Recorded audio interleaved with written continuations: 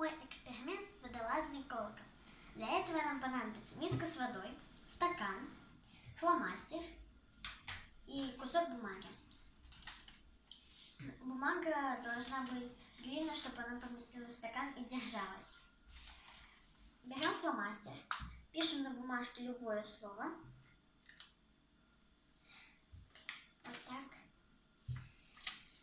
Берем стаканчик, заворачиваем бумагу, кладем в стакан.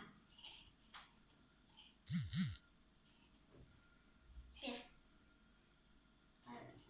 надо ровно опустить в миску с водой. Надо стакан опустить до конца миски. Достаем наш стакан из воды, достаем бумажку, и бумага остается сухой. Эксперимент удался!